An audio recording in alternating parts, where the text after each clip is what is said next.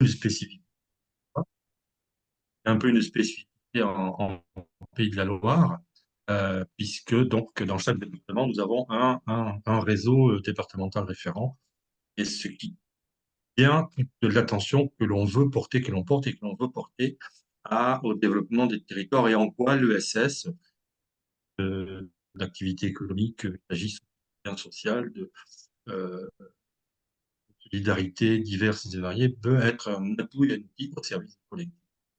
Donc voilà, merci beaucoup. Je me tais, j'en ai déjà trop dit.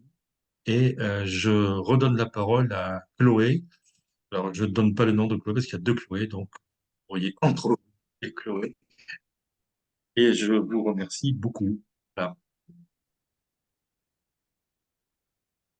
Merci Philippe. Donc juste quelques mots sur le déroulé de ce webinaire. Donc vous êtes actuellement 22 inscrits. On attend 35 personnes. Peut-être les uns les autres vont nous rejoindre au fur et à mesure. On va dérouler en fait déjà faire une présentation générale des objectifs de la loi et puis on va se concentrer sur, vous verrez, 3 objectifs de la loi. Vraiment, l'idée, c'est que ce soit le plus interactif possible. Donc, n'hésitez pas à poser vos questions dans le chat ou demander la parole si vous avez des demandes de précision, des demandes, des partages de questionnements. N'hésitez surtout pas. Vont intervenir durant ce webinaire Antoine Détourné, qui est délégué général de SS France, Chloé Duret, directrice par intérim de la CRES des Pays de la Loire, Anne-Laure Fédérici, déléguée générale du RTES, et Morgane Le Tourneau, qui est référente régionale pour l'économie sociale et solidaire à la DRETS des Pays de la Loire.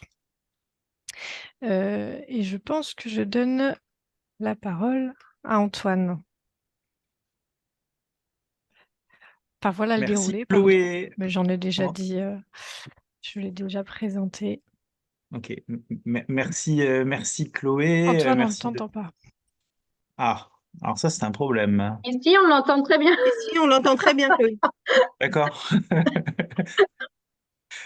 Bon, vous me rassurez, on va partir du Oui, on principe qu'il n'y a t'entend. que Chloé, il y a que Chloé qui ne m'entend pas.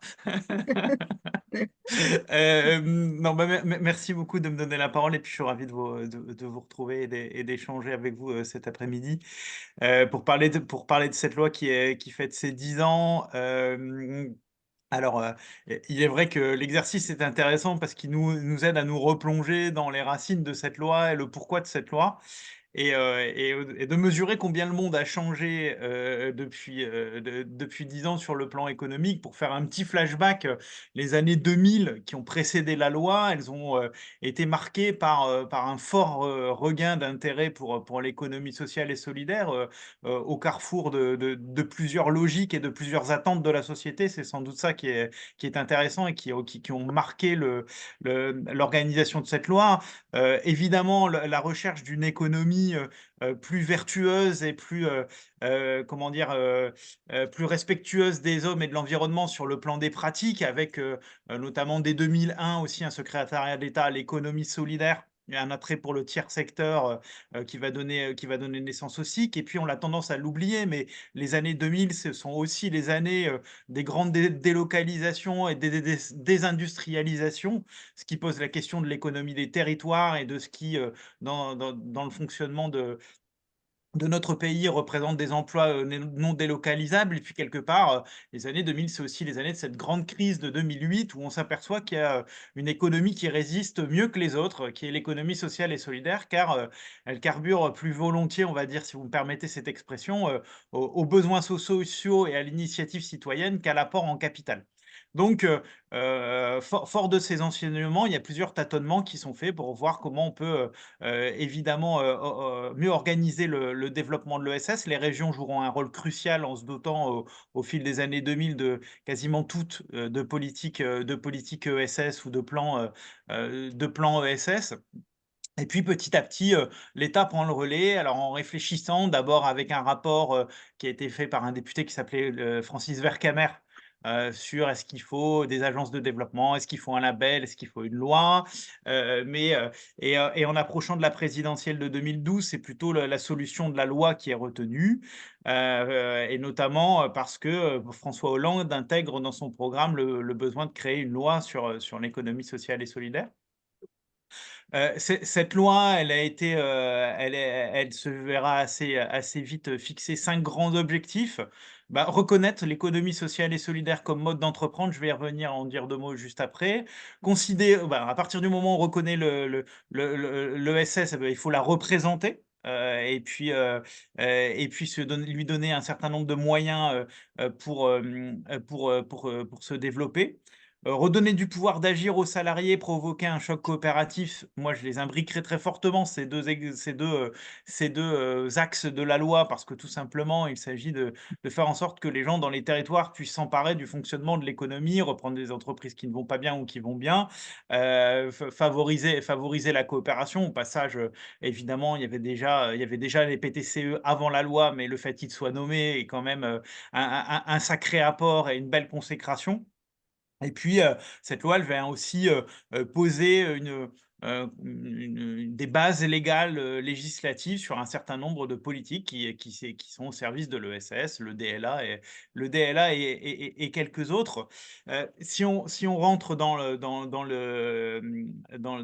la question de l'ESS comme mode d'entreprendre, ce qui est intéressant, c'est la solution qui a été trouvée par la loi.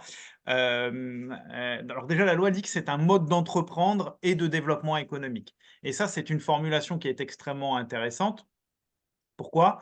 Parce qu'elle montre bien qu'il ne peut pas y avoir, d'économie sociale et solidaire sans vision de la société et sans vision de l'économie, et donc que les 2 sont imbriqués et sont censés se retrouver, dans un certain nombre de façons d'agir, en ayant un débouché économique. Ce qui est intéressant également, c'est comment la loi essaye d'avancer essaye de trouver des points d'équilibre sur des débats qui sont ceux de l'économie sociale et solidaire à cette période. Cette période, elle est marquée par le débat entre les statuts et la vertu, entre les pratiques, et les formes juridiques. Ce que va faire la loi de manière intéressante, c'est de dire, l'ESS, c'est d'abord des principes. Et ces principes, ce sont une finalité qui est d'intérêt général ou collective, une lucrativité limitée qui garantit que le projet, et la finalité, n'est pas, perturbé entre guillemets par, des logiques de rémunération, du capital, et puis une gestion démocratique qui est aussi, qui fait tenir ces 2 autres principes par le principe, on va dire participatif, une gouvernance, une personne égale une voix. Et derrière ces principes, la loi ensuite va dire: «Eh ben, qui porte et qui fait vivre ces principes? Quelles formes d'entreprise sont celles de l'économie sociale et solidaire et fonctionnent selon ces principes?» Alors à des degrés divers, avec des agencements divers évidemment, il ne s'agit pas d'être, comment dire? Naïf. Elle va dire: «Bah, voilà, ce sont les associations, les coopératives, les mutuelles, les fondations», et aussi, elle va faire un petit pas de côté par rapport à ce qui était, un des périmètres reconnus de l'économie sociale, et solidaire. Je pense notamment à celui qui existe, qui est reconnu par exemple, outre-Atlantique au Québec. Elle va dire: «Bah, il y a des sociétés commerciales de l'ESS qui peuvent faire partie de l'ESS parce qu'elles se fixent une finalité d'utilité sociale et parce qu'elles fonctionnent selon les principes, et donc elles garantissent qu'elles sont bien dans l'économie sociale et solidaire».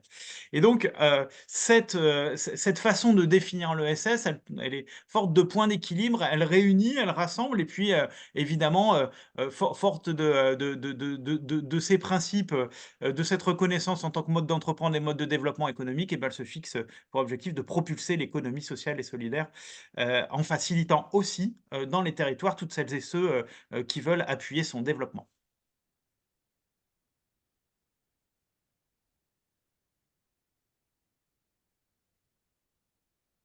Par exemple, en Pays de la Loire, alors je crois que c'est Chloé qui parle, voilà.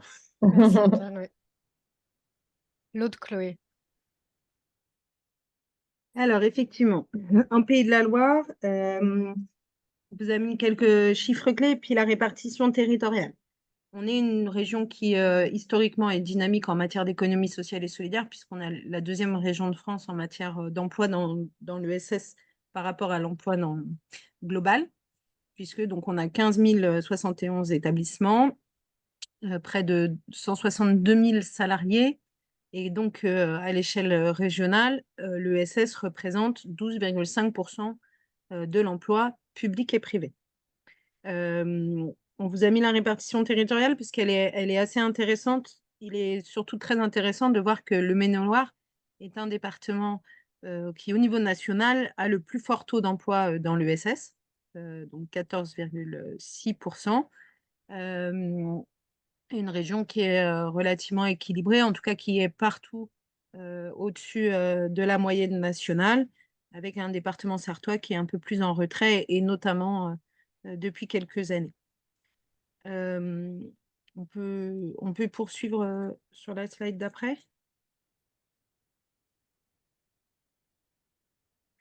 Un petit focus sur les agréments ESUS, puisque c'est une notion qui est donc introduite dans la loi.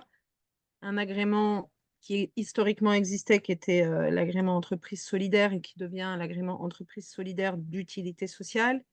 En Pays de la Loire, au 31 décembre 2023, on est à 154 structures agréées, dont 57 fameuses sociétés commerciales de l'économie sociale et solidaire. C'est-à-dire que le reste, ce sont des associations et des coopératives qui ont fait la démarche d'aller chercher l'agrément. En termes de répartition territoriale, c'est assez similaire à ce que vous avez vu sur la carte précédemment. Donc, avec une petite exception pour la Vendée, où il y a eu un fort taux de mobilisation et de demande de l'agrément ESUS. Mais sinon, on est sur un poids des agréments qui est assez similaire au poids de l'économie sociale et solidaire sur le territoire régional.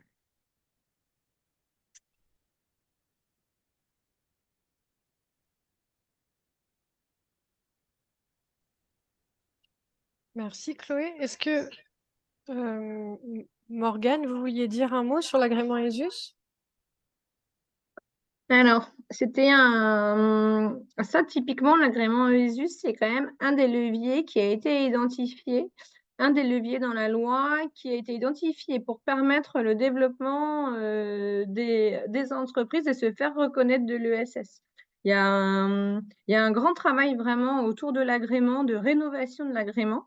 Non seulement il y a eu un travail d'investigation auprès des services déconcentrés à l'échelle départementale, parce que c'est en priorité eux qui instruisent les demandes qu'ils reçoivent, mais également à l'échelon national pour voir comment est-ce que ESUS, en lien avec d'autres dispositifs type DLA, mais aussi contrat social à impact, pouvait être exploité pour développer, déployer un peu plus des avantages fiscaux, des avantages et surtout amplifier la reconnaissance de l'ESS pour que les structures qui y sont de droit puissent se faire connaître, identifiant donc qu'il y avait plutôt une sous-exploitation de cet agrément. On y avait trop insuffisamment recours.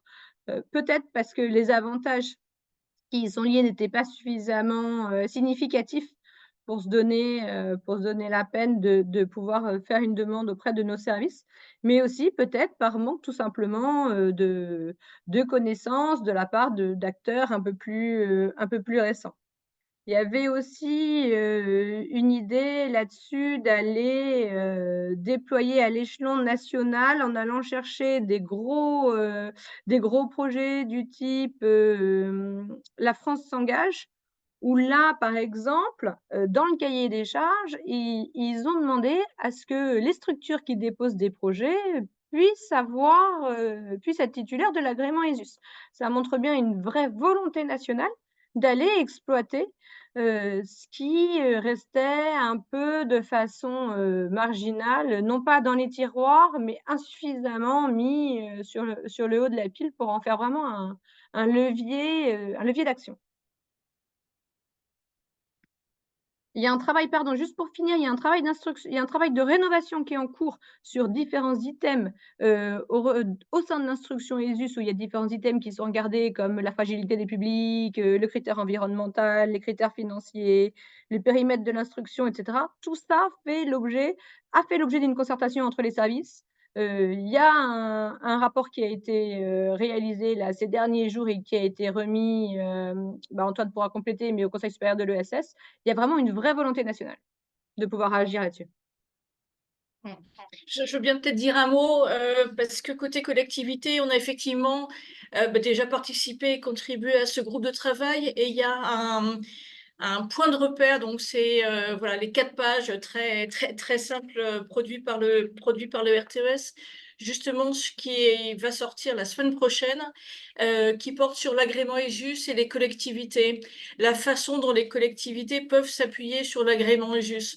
Parce que, comme vous l'avez indiqué, c'est une avancée de la loi 2014, avec l'idée de pouvoir flécher des financements, mais aussi pouvoir éventuellement asseoir des politiques publiques, mais avec la question qui était posée que l'agrément aujourd'hui concerne qu'une petite minorité de structures de l'ESS. Et donc, voilà, nous, au RTES, on partage la conviction que l'agrément ESUS peut être un point d'appui important pour les collectivités locales, sous réserve qu'il soit davantage, alors à la fois approprié par les réseaux, les structures de l'ESS, et que les procédures aussi d'agrément soient un petit peu harmonisées. Et c'est effectivement tout l'objet du travail qui est en cours, qu'a rappelé Morgane Le Tourneau, puisque donc nous on avait par exemple des remontées où, en fonction un peu des départements, puisque l'agrément ESUS est donné au niveau des directions départementales, les processus de délivrance de l'agrément pouvaient changer d'un département à l'autre, enfin, dans des régions où ça s'est posé. Et donc, difficulté d'inscrire l'agrément ESUS dans les critères d'attribution jusqu'ici. Mais ce qu'on a, juste en 2 mots, ce qu'on a pu voir comme utilisation de l'agrément ESUS par les collectivités, c'est d'abord un outil de sourcing intéressant pour les marchés publics, et des collectivités qui souhaitent lancer un marché public éventuellement, enfin qui soit un marché réservé, ou même un marché avec des clauses sociales ou environnementales. Des collectivités utilisent la liste, puisqu'aujourd'hui la liste est disponible. C'était aussi une des limites de l'agrément ESUS, c'est que jusqu'à il y a quelques mois, c'était très difficile d'avoir la liste des structures agréées de son territoire. Aujourd'hui, c'est tout à fait possible. Il y a un super fichier Excel qui est disponible sur le site du ministère, où on peut faire des tris par territoire, par domaine d'activité. Enfin voilà, on peut faire des tris. Donc, un outil qui peut être utilisé pour le sourcing, pour les marchés publics. Et puis, depuis la loi climat et résilience, dans les SPASER, donc dans les schémas de promotion des achats socialement et écologiquement responsables, les SPASER doivent suivre précisément dans leurs objectifs et dans les indicateurs de suivi, les achats réalisés auprès des entreprises agréées ESUS et auprès des structures de l'insertion pour l'activité économique. Donc ça va vraiment, il nous semble, contribuer aussi à la prise en compte et à la lisibilité de l'agrément ESUS. Et puis, alors donc ça c'est dans le cadre des marchés publics. On a vu aussi dans le cadre d'appels à projets, où de nombreux appels à projets de collectivités s'adressent aux structures de l'ESS historiques, entre guillemets, au statut historique, donc associations, coopératives, fondations et mutuelles, et l'ouvrent aux entreprises commerciales agréées ESUS. Donc c'est un critère pour certains appels à projets. Et puis c'est également, mais ça beaucoup plus de façon beaucoup plus rare, mais en Bourgogne-Franche-Comté, je vois que Nicolas Moreau, qui est le délégué régional ESS de la région Bourgogne-Franche-Comté, est présent. La région Bourgogne-Franche-Comté en fait un des critères d'attribution de ces subventions d'investissement dans le cadre de sa politique ESS. Donc, c'est le fait d'être agrézus, c'est un critère pour les subventions de la région Bourgogne-Franche-Comté en faveur de de l'ESS. Voilà. Oui, On a également, il pardon. s'agit bien du conseil régional, hein, Laure. Oui, C'est oui, juste pardon, non, ça. non, excuse-moi, non, non, tu es État, non, non, tu es État, mais le Conseil régional Bourgogne-Franche-Comté, dans sa politique d'investissement, en fait de l'agrément ESUS un critère d'accessibilité aux subventions d'investissement. Et puis, par ailleurs, plusieurs collectivités mettent en place des actions de sensibilisation autour de l'agrément ESUS, en lien avec les DETS, en lien avec les CRES, bien sûr, enfin avec les acteurs pour contribuer à faire connaître et surtout à inciter les structures à faire une demande d'agrément ESUS. Voilà, donc me d'ici permet de faire des semaine- remontées de terrain. Pardon? Je me permets de faire des remontées de terrain des Pays de la Loire.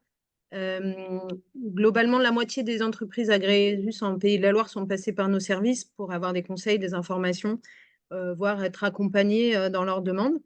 Et ce qui leur sort, c'est qu'elles le font d'abord pour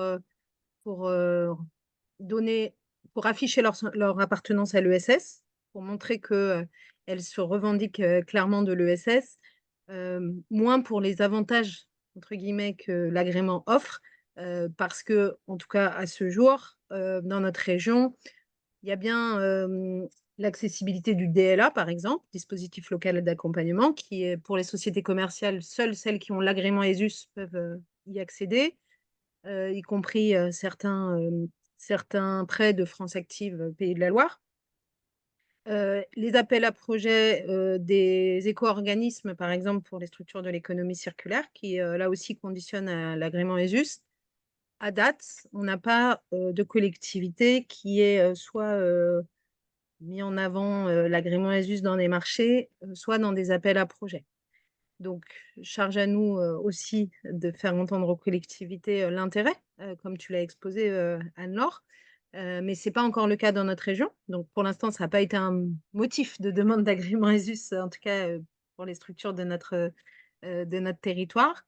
Et évidemment, il y a toujours, sans cesse, la question de la réduction fiscale qui est posée, à savoir est-ce que grâce à l'agrément ESUS, je pourrais faire bénéficier à mes donateurs d'une réduction d'impôt? Non, ça n'est pas possible. Et donc là, forcément, les structures hésitent puisque ce serait clairement un gros motif de motivation à aller chercher l'agrément ESUS.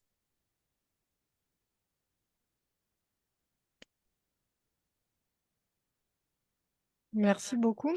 Est-ce que par hasard, il y a des réactions? Sinon, on avance sur un autre sujet. Et à signaler aussi à l'échelle nationale des travaux sur l'utilité sociale qui se rapportent aussi à l'instruction ESUS de 2016. Il va s'agir de toiletter un petit peu cette instruction ESUS pour la rendre un petit peu plus abordable, pour l'étoffer un petit peu. Et aussi, je dois signaler une très prochaine dématérialisation de l'agrément ESUS, enfin des demandes d'agrément du moins, et des rapports entre les demandeurs et les services de l'État notamment, qui devraient permettre de fluidifier un petit peu les rapports et on va dire d'éviter de la paperasse aussi, puisqu'il y a encore des dossiers papier qui circulent.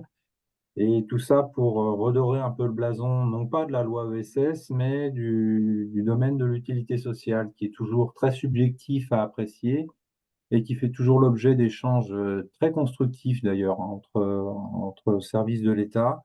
Et voilà, il y a aussi une attention toute particulière menée sur l'utilité sociale à l'échelle nationale, avec la mise en place soit d'un groupe de travail spécifique, soit de liens faits avec notamment avec Morgane, l'une des collègues référentes en région, et d'autres, pour pouvoir mieux apprécier et mieux,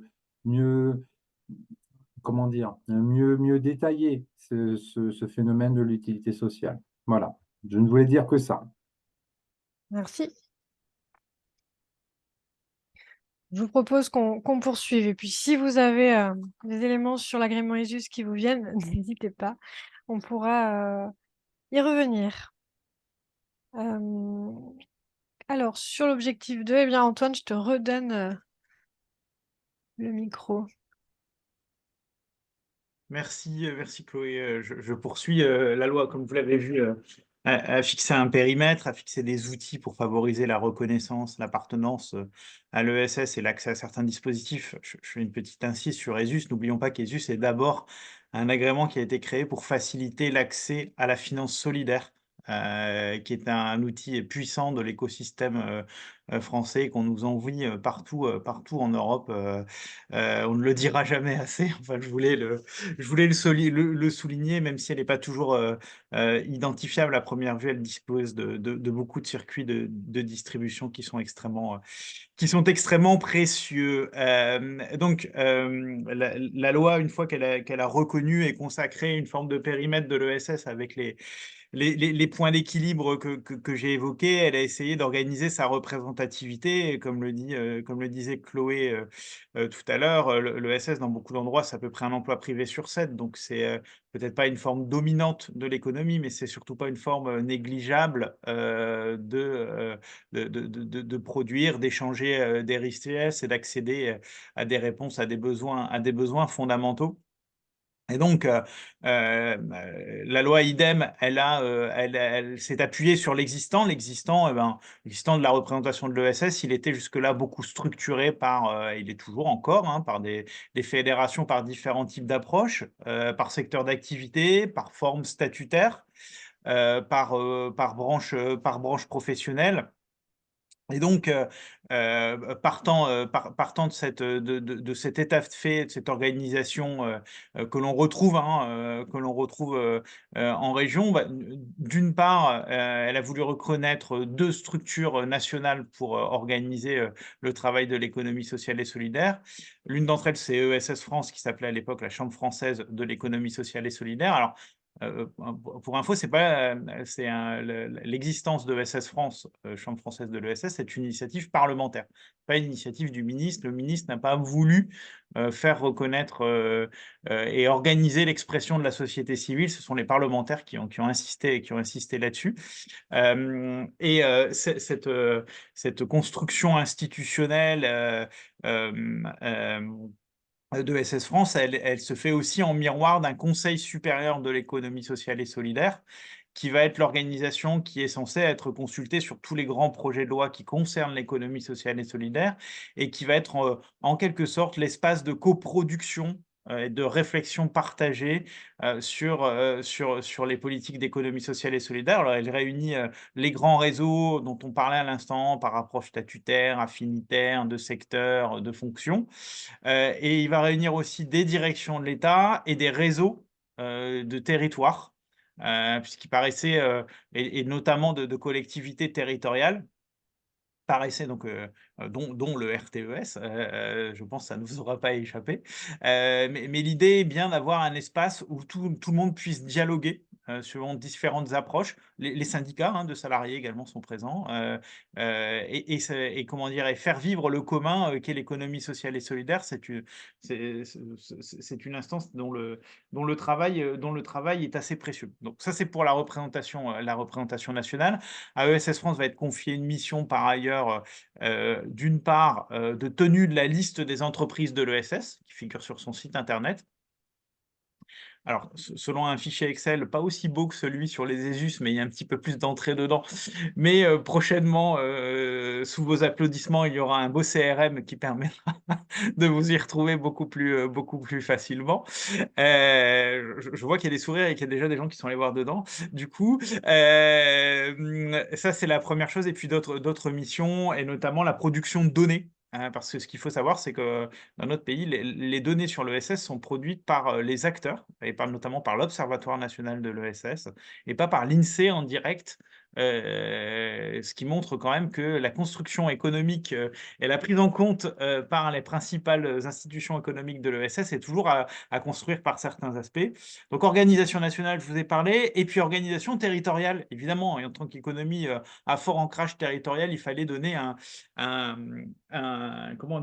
ensemble de représentativité. Alors, là, il y a eu un débat sur faut-il des chambres consulaires, comme il y a des chambres des métiers, de l'artisanat, des CCI, etc. pour l'ESS. Et le réseau des CRES, évidemment, des chambres régionales de l'ESS, préexistait à la loi. étant donné comment dire, son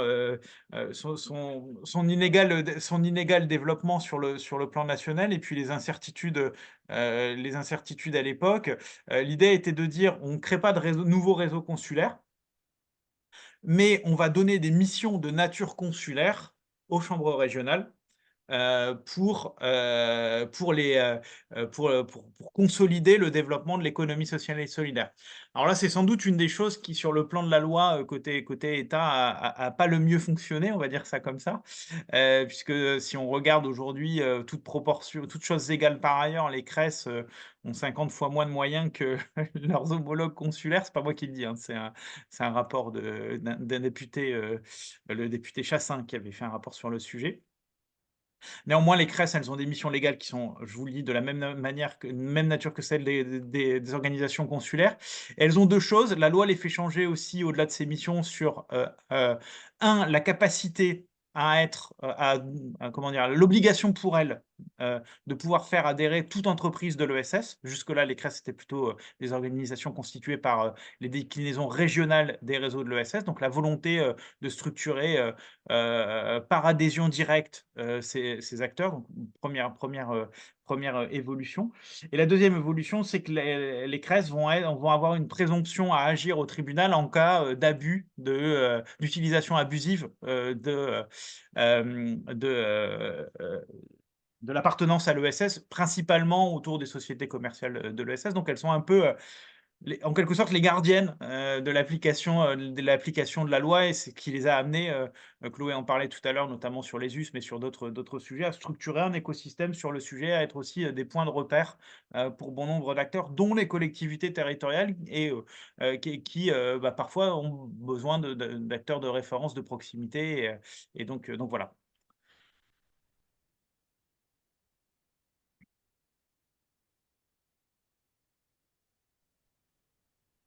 Merci.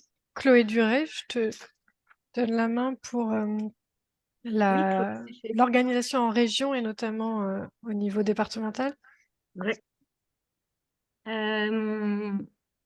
Du coup, Antoine le disait, Philippe, en introduction, le disait, on a une organisation un peu spécifique en Pays de la Loire, qui va bientôt s'afficher à l'écran, qui s'appuie sur l'existence de réseaux, puisque les acteurs de l'ESS dans notre territoire étant très dynamiques, ils se sont beaucoup fédérés. Donc d'abord, ils se sont fédérés autour de grands réseaux qu'on va retrouver également au niveau national, comme le mouvement associatif par exemple, les Cigales, France Active, etc. Et ensuite, ils se sont également fédérés à l'échelle locale. Dès le début des années 2000, en commençant par la Mayenne, puis la Loire-Atlantique, le Maine-et-Loire, et la CRES a appuyé l'émergence de 2 nouveaux réseaux en Sarthe et en Vendée pour avoir une couverture totale de la région avec des acteurs de proximité qui rencontraient les mêmes enjeux, les mêmes problématiques. C'est ce qu'on appelle maintenant les réseaux départementaux. Je tiens juste à préciser, puisque je sais que la ville d'Ancenis est dans la visio, qu'il y a également des réseaux infradépartementaux, et notamment un sur le pays d'Ancenis et un sur le pays de Redon, qui donc est à cheval sur la Bretagne et les pays de la Loire, et qu'on travaille aussi bien sûr avec eux, mais qu'ils ont un rôle moins, comment on va dire ça, moins institutionnel, ou en tout cas, ils ne portent pas les offres d'accompagnement que portent les réseaux départementaux. Donc ces réseaux, au fil des 20 années de leur histoire, se sont structurés, se sont développés et sont devenus membres de droit du conseil d'administration de la CRES. Et aujourd'hui, quasiment 100% de nos activités sont menées avec eux, puisque ce sont les acteurs de proximité, donc les acteurs qui sont en capacité d'accompagner les projets dans les territoires. Si tu peux juste... voilà. Du coup, ils portent des pré-incubateurs dans tous les départements. Alors, les pré-incubateurs, c'est quoi? C'est ce qui permet d'accompagner le passage de l'idée au projet. Dans 4 départements, sur 5, il y a des incubateurs, donc qui permettent de passer du projet à la création. Et puis, on porte avec eux, par exemple, une plateforme comme Essor, plateforme qui permet à l'ensemble des acteurs de l'ESS, mais aussi les collectivités, et dont la nouvelle version sort demain. Je fais un peu de pub. Trop belle, la nouvelle version. Moi, je l'ai vue en avant-première.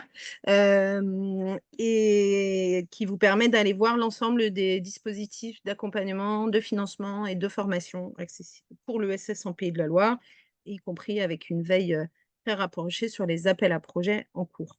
Donc, vous, collectivité, ça vous permet, par exemple, de référencer vos appels à projets pour les faire connaître aux acteurs de l'ESS. Bref, c'est avec cet écosystème régional qu'on porte la plupart des dispositifs. Certains ne sont pas portés par nous, hein. C'est le cas, par exemple, de Pays de Loire Rebond, qui est un dispositif qui a été créé par France Active avec le soutien de la région, de la Banque des Territoires et de l'État pour aider les entreprises de l'ESS en difficulté, ou Capital Impact, qui a été impulsé par Nantes Métropole, les Écosoli, France Active, et rejoint par la région et la Banque des Territoires pour des structures en fort développement. Bref, il y a tout un écosystème, tout un tas de dispositifs que vous trouverez bien sûr sur Essor, et pour lequel on est tout à fait disposé à vous répondre, puisqu'on a notre principale mission à la CRES, c'est de faire de l'accueil, information, orientation, c'est-à-dire de recevoir toutes les personnes qui ont des questions à poser, que ce soit des porteurs de projets, des étudiants, des collectivités, des curieux, des chercheurs, etc. Et de les aiguiller, de les orienter vers les bons interlocuteurs, à la fois dans les structures de l'ESS, mais aussi au sein des dispositifs publics. Et au final, je vais vous montrer quelques chiffres. En 2023, la CRES plus les réseaux départementaux, c'est 806 adhérents, donc à la fois des structures locales et à la fois des réseaux régionaux. C'est plus de 3000 personnes sensibilisées à l'ESS, des scolaires, des chercheurs d'emploi, des agents de collectivité. C'est 740 porteurs de projets accueillis à l'échelle régionale, 135 projets pré-incubés, 28 projets incubés, 6 projets accélérés. Oui, je n'ai pas précisé, mais les Écosolides disposent d'un accélérateur. Et puis, on est aussi réseau régional de tiers-lieux, tous ensemble. Donc, on a accompagné 36 tiers-lieux en Pays de la Loire en 2023. On anime aussi avec l'État la politique de PTCE, mais Morgane va y revenir. Et on a 24 PTCE en Pays de la Loire. Et puis, un dispositif qu'on coporte avec les 3 chambres consulaires qui s'appelle Entreprendre dans les territoires et qui nous a permis sur un an d'accompagner 33 projets en mutualisant nos compétences.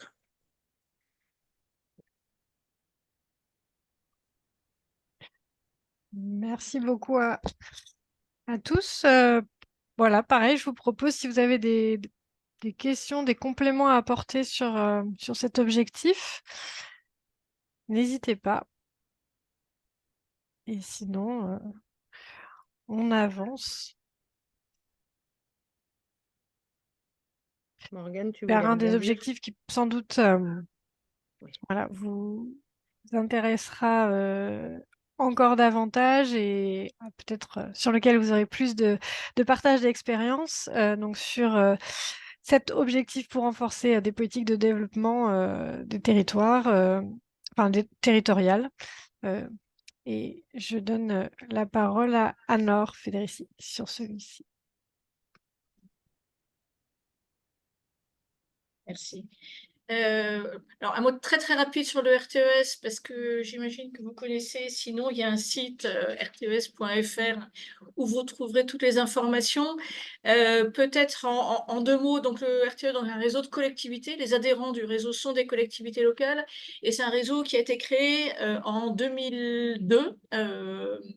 En 2002 par des élus de collectivités qui ont ressenti le besoin d'avoir un espace à la fois d'échange de pratiques entre collectivités, aussi bien au niveau des services que des élus, espace d'échange de pratiques, et également un réseau pour porter des actions de plaidoyer pour faire avancer la place de l'ESS dans les politiques publiques au niveau local, national et européen, qui est aussi un des axes d'intervention du RTES.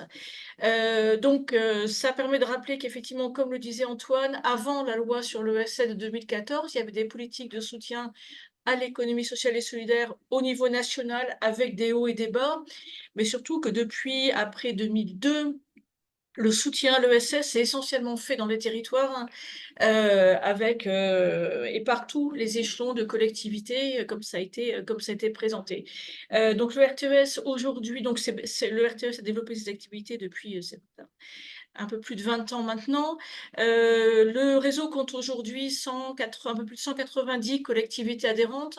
Et une des particularités du réseau, c'est d'avoir des collectivités de tout niveau, depuis la petite commune, enfin petite entre guillemets. Par exemple, en Loire-Atlantique, la commune de Saint-Molf est adhérente au réseau. Je pense que c'est la petite commune en Pays de la Loire, jusqu'aux régions.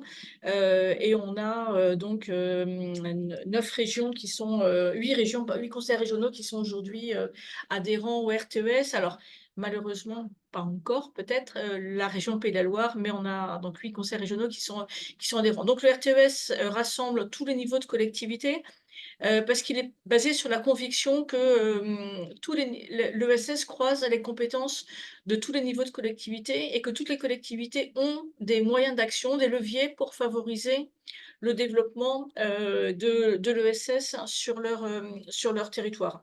Donc bon, c'est un espace ressources, un espace d'échange de pratiques. Et puis surtout, on travaille à l'espace en région avec les CRES où on coanime des clubs régionaux comme celui-ci. Donc, vous trouverez un espace ressources du réseau sur le site du RTES. Donc, le RTES, en fait, était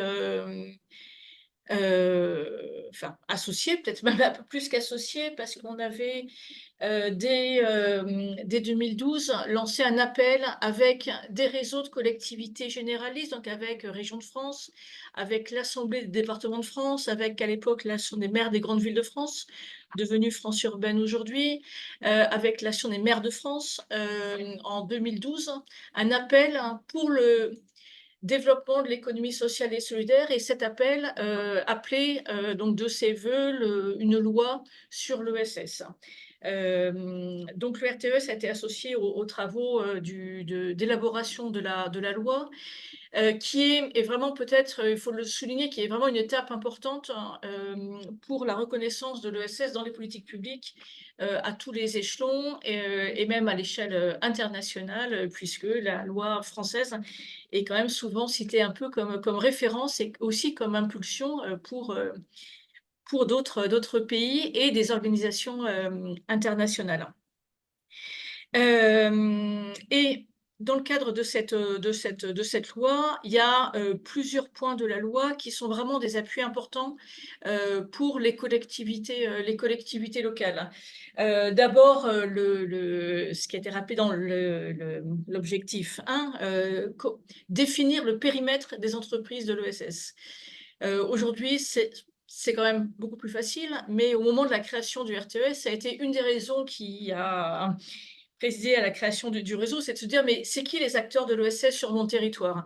Pour certains, l'ESS, c'était les associations, pour d'autres, c'était l'insertion par l'activité économique, pour d'autres, et vraiment, voilà, il y avait une très grande variété des visions de ce qu'est l'économie sociale et solidaire. Donc, la loi, elle a permis de définir le périmètre des entreprises de l'économie sociale et solidaire avec une vision inclusive, comme l'a rappelé Antoine, en l'ouvrant à des entreprises hors statutaires, mais qui respectent les principes, les principes de l'économie sociale et solidaire. Le deuxième point d'appui qui nous semble très important dans la loi sur l'ESS, c'est bien sûr la structuration de l'écosystème de l'économie sociale et solidaire avec les missions des CRES, qui, donc là aussi, avant la loi 2014, il y avait une très très grande hétérogénéité des CRES et des missions des CRES. Et donc, les collectivités n'avaient pas toujours un interlocuteur en région en capacité de véritablement porter la parole des acteurs de l'OSS. Donc, la loi de 2014, avec toutes les questions qui continuent à se poser sur les moyens alloués aux CRES pour pouvoir remplir les missions définies dans la loi, mais au moins on a cette définition des missions des CRES qui est dans la loi, et la structuration d'un écosystème d'accompagnement et de financement qui est en grande progression depuis 2014. Un autre point qui nous semble important, et en tout cas pour lequel au RTES on s'est mobilisé en 2014, c'est le fait que la subvention soit définie dans la loi.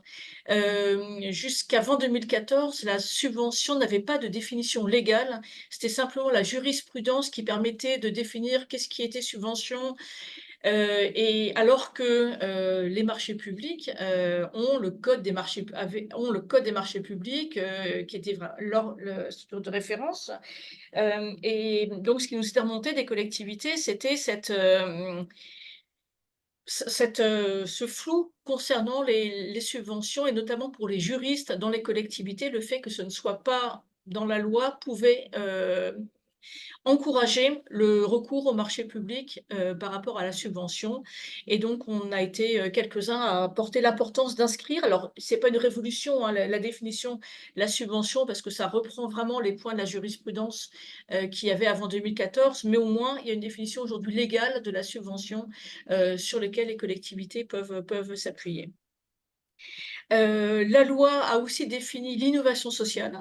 Là aussi, un point d'appui important pour les collectivités locales et notamment pour les conseils départementaux. On y reviendra, puisque donc le soutien à l'innovation sociale peut être une clé d'entrée pour la mise en œuvre de politiques de soutien à l'économie sociale et solidaire.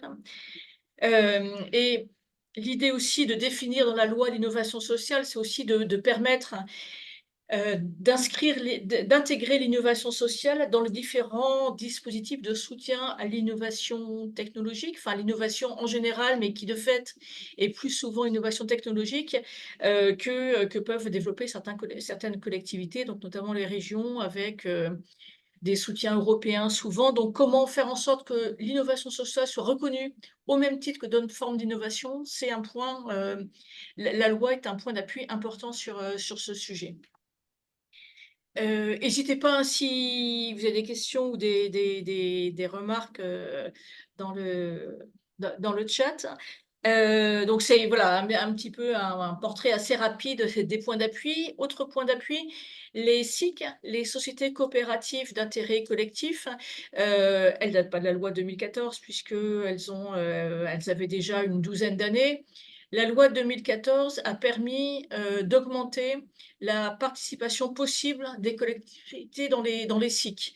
Avant 2014, les collectivités avaient 20% maximum de part au capital de la SIC. La loi 2014 permet d'augmenter cette participation jusqu'à 50%. Et c'était notamment une revendication de plusieurs, à la fois de réseaux de collectivités, mais aussi de SIC, par exemple dans le domaine de la production énergétique, bois énergie ou autre, dont la montée en charge est assez importante et nécessite au départ un soutien public plus important. Et une forme de soutien public peut être la participation au capital de la SIC. Mais malheureusement, la possibilité pour les collectivités de participer au capital de la SIC n'est toujours pas inscrite au Code général des collectivités locales. On essaie de travailler avec quelques-uns, notamment avec ESS France et avec la CGSCOP, mais ce n'est pas encore le cas. Donc, il faut se référer à la loi de 47 sur les coopératives, mais une loi qui est moins connue par les juristes des collectivités. Mais en tout cas, enfin bon, juste petite parenthèse, c'est un des sujets importants sur lesquels on travaille en lien avec les CRES, et on a au sein du réseau recruté depuis depuis 1 an et demi maintenant, une personne qui est spécialisée sur la question SIC et collectivité et qui est en charge de l'appui conseil auprès des collectivités. Et on a une grande partie des questions qui reviennent qui concernent les SIC et les collectivités parce que c'est des questions qui sont vraiment à la frontière du droit public et du droit coopératif. Donc, si vous avez des questions sur ce sujet, n'hésitez pas à contacter le RTES. On a donc un expert, Benjamin Guéropinet, qui accompagne les collectivités adhérentes autour des SIC. Autre point d'appui, les monnaies locales complémentaires. Alors là aussi, les monnaies locales complémentaires n'ont pas attendu la loi sur l'ESS pour être définies. Par contre, la loi sur l'ESS 2014 oblige les structures gérant, enfin les monnaies locales, à être des structures de l'économie sociale et solidaire. Donc, il y a une reconnaissance dans la loi de 2014 des monnaies locales complémentaires et une reconnaissance d'ailleurs dont la paternité revient en grande partie à Jean-Philippe Magnin, qui était élu à Nantes Métropole en charge de l'ESS. Et Jean-Philippe Magnin était chargé d'un rapport sur les monnaies locales complémentaires avec Christophe Fourel. Et c'est ce rapport qui a permis d'inscrire dans la loi la reconnaissance des monnaies locales complémentaires comme outil de l'économie sociale et solidaire. Et puis, dernier point, les pôles territoriaux de coopération économique. Donc là aussi, qui existait quelques années avant sous forme d'un programme d'action-recherche qui ont été impulsés par plusieurs réseaux, donc notamment le CORAS, le Mouvement pour une économie solidaire, le RTES et sous l'impulsion un peu du labo de l'ESS. Donc, c'est un programme d'action-recherche et qui a rencontré un grand succès, enfin, à tel point que l'article 9 de la loi sur l'ESS 2014 définit ce que sont les pôles territoriaux de coopération économique et permettent que, en dépit là aussi des hauts débats de la politique nationale de soutien au PTCE, puisqu'on a quand même une période de plusieurs années sans véritablement politique de soutien, mais aujourd'hui, la politique nationale de soutien au PTCE est relancée. Mais là, j'imagine que vous avez pas mal d'informations, puisque ça a été d'une part, la CRES a un rôle important d'animation aux côtés de l'État, d'ailleurs dans la cellule régionale d'animation des PTCE. Et la CRES Pays de la Loire est souvent citée comme un exemple de dynamisme en matière d'animation régionale autour des PTCE. Et puis, on a organisé une rencontre à Saint-Nazaire, accueillie par la Carène en septembre, sur le sujet des PTCE et des tiers-lieux. Donc, une région dynamique en matière de PTCE et en tout cas, voilà, une définition dans la loi de 2014 des PTCE. Je ne sais pas si vous avez quelques éléments par rapport à ce qui a été, par rapport à ces points d'appui, dans quelle mesure ils sont, comment dire, enfin, clairs pour vous? Est-ce qu'en tant que collectivité, il y a des points d'appui que vous utilisez ou pour lesquels vous avez pu rencontrer des blocages ou des propositions à faire sur ces points d'appui? Avant de passer un peu au point d'amélioration possible de la loi et à la question des compétences des collectivités.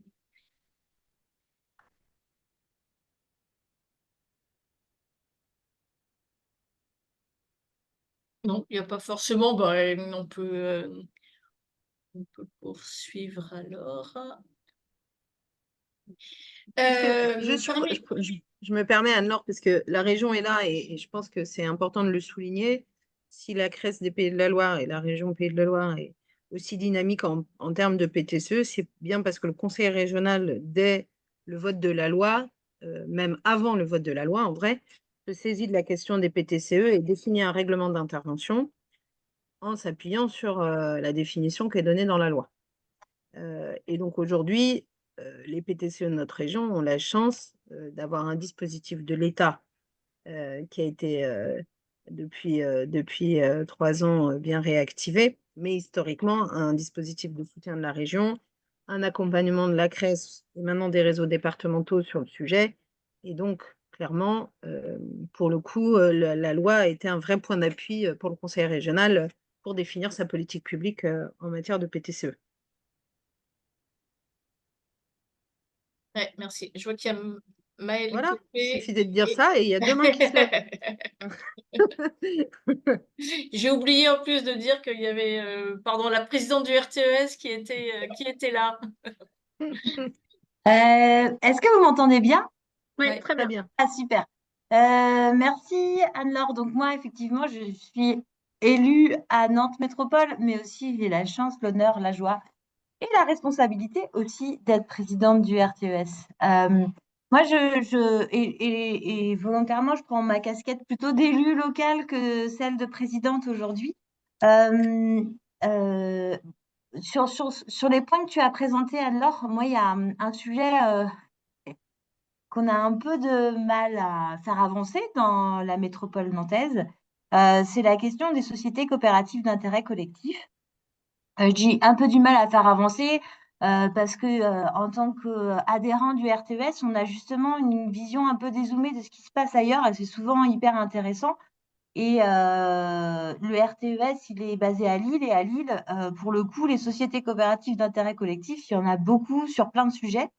Donc, moi, je serais assez preneuse de voir un peu, en fait, s'il y en a déjà dans les Pays de la Loire, sur quelle thématique, enfin, tu vois, comment ça s'est mis en place. Et puis, ça, j'arrive pas enfin, j'ai pas ce recul-là.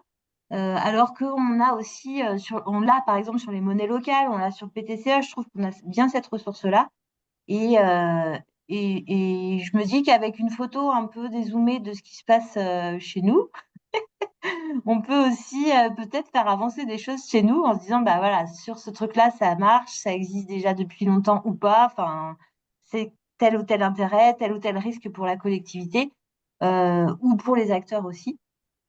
Donc, moi, je serais assez preneuse de cette... Enfin, si ça n'existe pas encore, ou si Si, ça ça existe. peut-être. Enfin, la ressource existe. Ok. Après, donc l'Union régionale des SCOP et des SIC a bien sûr une liste exhaustive de toutes les SIC des Pays de la Loire. Il se trouve que dans notre région, peu de SIC intègrent des collectivités. Donc souvent, les collectifs qui font le choix de créer des SIC ont un collège partenaire dans lequel il n'y a pas toujours des collectivités. Et en fait, c'est en Mayenne qui a le plus gros taux de collectivité dans des SIC. Pourquoi? Parce que historiquement, c'était des SIC qui ont été créés pour venir créer des solutions à des besoins, à des problématiques locales, par exemple sur le bois énergie, clairement. Donc, il y a une super SIC, voilà. Commerce de proximité en zone rurale, une SIC, avec la collectivité dedans. On a même la chance d'avoir un cinéma à la ville de Mayenne qui est en SIC, dans laquelle je crois que le seul en France, hein, dans lequel la collectivité est fortement impliquée. Mais il est vrai qu'il y a un déséquilibre territorial assez fort de SIC en Pays de la Loire avec des collectivités à l'intérieur. Nous, on est souvent sollicités sur ce sujet de comment on peut rentrer dans une SIC ou quelle place doit prendre la collectivité dans les SIC. Et je pense qu'effectivement, tu as raison, Maëlle, il y a de la pédagogie, de l'information à faire, mais on a aussi plusieurs niveaux à convaincre. C'est-à-dire qu'il y a les élus, qu'est-ce que ça va apporter, c'est quoi l'intérêt? Il y a les services juridiques, ah non, mais c'est pas possible, on ne peut pas rentrer dans une entreprise. Voilà, donc il faut aller désamorcer tout ça, répondre aux questions. Puis après, il y a les services financiers. Bon, et concrètement, comment ça va se passer, quelle part du capital on doit prendre, etc. Et donc finalement, c'est tous ces petits virous-là qu'il faut qu'on arrive à lever tous ensemble. En montrant des beaux exemples. Et je suis d'accord avec toi, je pense que des exemples venant d'une métropole pour convaincre une métropole, ça marche mieux que des exemples venant d'une moyenne ou petite ville rurale quand on veut convaincre une grosse collectivité. Donc, à ta disposition pour créer des outils avec l'appui de l'Union régionale des SCOP et des SIC. Et en s'appuyant sur ce que le RTES a déjà fait ailleurs, qui est déjà très riche. Merci. Il y a Nicolas Moreau qui souhaitait prendre la parole. Oui, c'était à propos des PTCE, à signaler qu'il y a une nouvelle charte donc, qui vient s'ajouter à la première qui avait été signée par pas tant de PTCE que ça d'ailleurs, et qui est aussi à l'échelle nationale des groupes de travail qui visent à non pas redorer le blason des PTCE, mais valoriser un peu plus la démarche dans une dynamisation toujours plus croissante des jeux d'acteurs collectifs en faveur de l'emploi de proximité notamment, à l'aide d'une matrice nationale qui est revue, qui est affinée. Voilà, je tenais à le dire, puisqu'on a beaucoup de travail sur les PTCE émergents et nous essayons à la fois de redéfinir leur effet levier, d'une part, et d'autre part, nous essayons de tout mettre en œuvre pour faire en sorte que ces collectifs émergents le soient de façon durable. Voilà, c'est une priorité d'intervention nationale, les PTCE.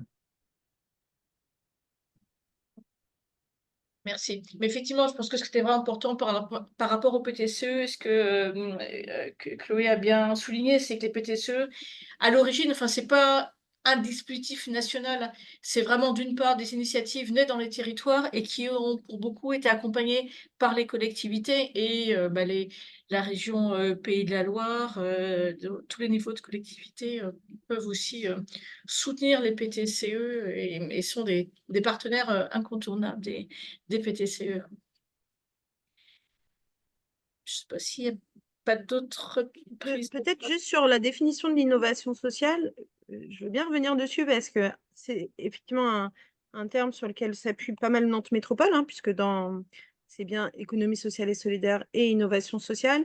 Et c'est un levier que peuvent utiliser les départements également, puisque dans leurs compétences, il y a quand même le social et l'équilibre des territoires, etc. Et qui aujourd'hui est peut-être pas assez utilisé par les collectivités locales pour apporter un soutien, pas exclusivement à l'ESS stricto sensus, mais plus globalement à toutes ces innovations non technologiques qui sont portées par des acteurs locaux.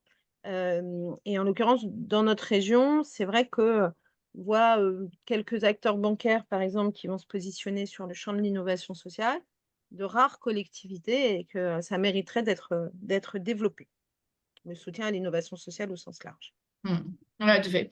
Et surtout que la définition de la loi, elle est intéressante parce que c'est pas proposer un nouveau produit, un nouveau service, mais aussi c'est l'innovation dans les façons de faire, dans les modes de gouvernance, et que c'est là-dessus que les collectivités peuvent s'appuyer, avec aussi quand même parfois un peu le risque, hein, quand même dans la formulation de certains appels à projets ou autres, que les acteurs sont toujours incités à faire preuve de leur innovation sociale, même en sachant qu'on ne va pas réinventer tous les ans un nouveau projet, mais comment est-ce qu'effectivement on peut reconnaître. L'innovation sociale ne veut pas dire culte de la nouveauté, ne veut pas dire uniquement financer des choses nouvelles. Antoine ? Non, je voulais faire deux petits flashbacks, si vous me le permettez. Il y a 10 ans, faire accepter dans une loi que l'innovation pouvait être autre chose que technologique, c'était déjà un immense progrès. Et c'est ce qu'on est en train d'arriver à faire reconnaître au niveau européen. Donc, mesurons le chemin. Pour nous, ça nous paraît un peu évident aujourd'hui parce qu'on est des enfants gâtés presque. Et on se dit, et évidemment, il faut continuer à réfléchir sur ce qu'est l'innovation sociale et les voies qu'elle prend et les sujets qu'elle aborde. Mais je voulais dire ça. Et la deuxième chose, peut-être sur les points d'appui, les SPASER. Sont nés de la loi de 2014, les schémas de promotion des achats socialement écologiquement responsables. Alors, ils ont connu d'autres développements depuis, et puis ils ont fait beaucoup l'objet d'une animation et de développement, et le RTES a joué un rôle et continue de jouer un rôle assez considérable sur le sujet, mais on voit bien quand même l'aspect cohérent de cette économie qui démultiplie les outils à disposition des collectivités et des élus, et qui en même temps les interroge et les invite à organiser selon une logique vertueuse territorialement le développement de leur territoire, en faisant appel aux acteurs de l'économie sociale et solidaire. Je voulais juste souligner ce point parce que ça, voilà, c'est comment dire, il y a des outils et des objets et des dispositifs dans la loi, mais il y a aussi une cohérence dans la vision politique qui est celle de l'économie et de l'économie territorialisée. Merci. Bon, on reviendra sur l'espace vert parce que on va évoquer la question de la commande publique responsable et en plus c'est le thème du prochain club en présentiel. Peut-être juste quelques éléments sur des points d'amélioration possibles par rapport à la loi. Alors, d'une part, on a évoqué l'agrément ESUS tout à l'heure, qui est assez peu utilisé aujourd'hui, enfin assez peu connu et assez peu utilisé. Il y a l'agrément ESUS, il y a également la définition du commerce équitable Nord-Nord, qui semblait à beaucoup d'acteurs un peu une avancée au moment de la loi. Et donc, honnêtement, aujourd'hui, voilà, on ne sait pas trop quoi faire. Enfin, comment on peut s'appuyer sur la définition de commerce équitable Nord-Nord, par exemple, dans le cadre de la commande publique responsable. Il y a quelques expériences, mais c'est quelque chose qui est encore aujourd'hui assez peu utilisé. Le deuxième point, on a parlé de la définition de la subvention qui est dans la loi. Mais en fait, aujourd'hui, on a du mal à savoir quel est l'effet réel de l'inscription de la subvention dans la loi, dans le cadre du travail qui a été mené par le Conseil supérieur de l'ESS, travail préparatoire à l'évaluation de la loi de 2014. C'est un sujet, on ne peut que constater qu'on a encore aujourd'hui une augmentation de la part du recours au marché public par rapport à la subvention pour le financement des associations. Voilà. Est-ce que cette augmentation aurait été plus importante s'il n'y avait pas eu l'inscription dans la loi? On peut le supposer, mais voilà, aujourd'hui, on n'a pas vraiment d'éléments tangibles pour le dire. En tout cas, c'est toujours un enjeu aujourd'hui de faire reconnaître la subvention comme étant un mode de contractualisation parfaitement possible et dans un certain nombre de cas préférable. Parce qu'il repose d'abord sur l'initiative associative avant de reposer sur une commande de l'acteur public.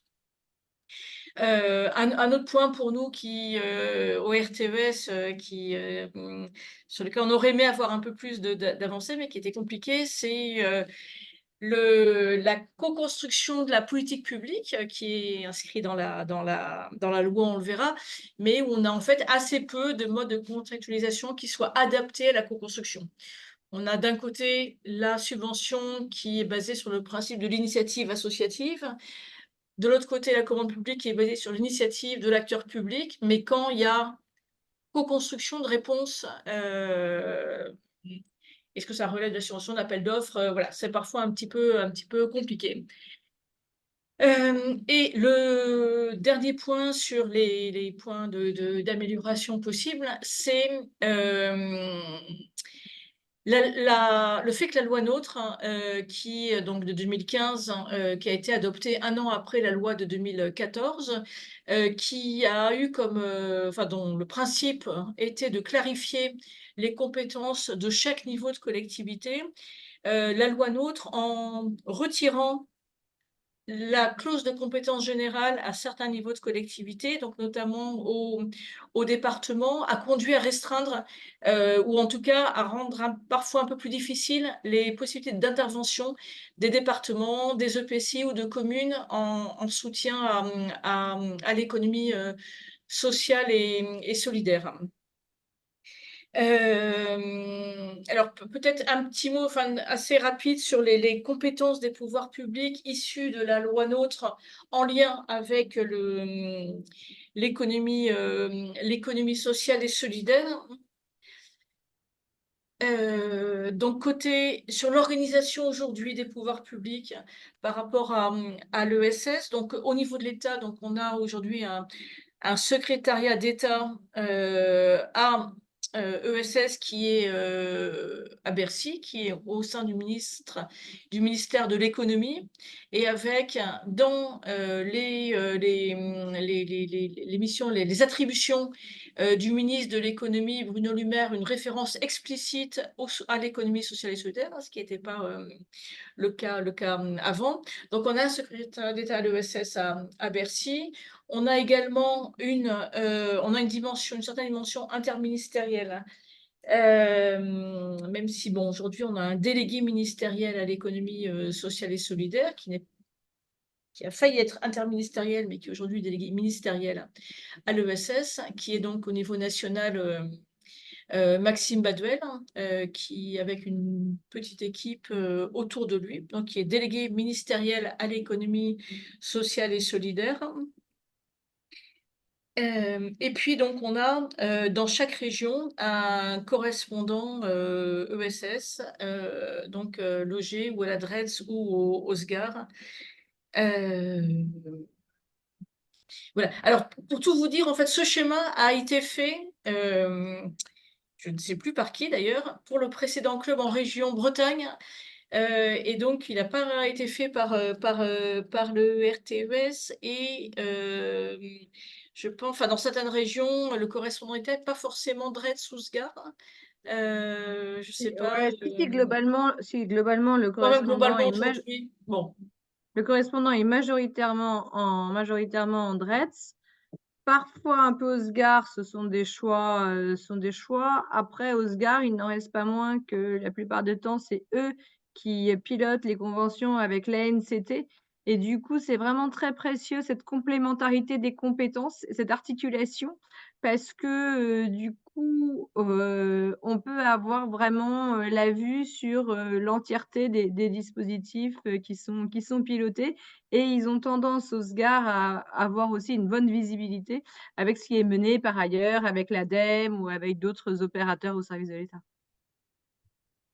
Ensuite, si je peux continuer à l'échelon départemental, dans les services, dans les territoires, on a des collègues qui sont en première ligne pour instruire ESUS, ça on se l'est dit tout à l'heure, mais également en première ligne pour être là au comité d'appui DLA.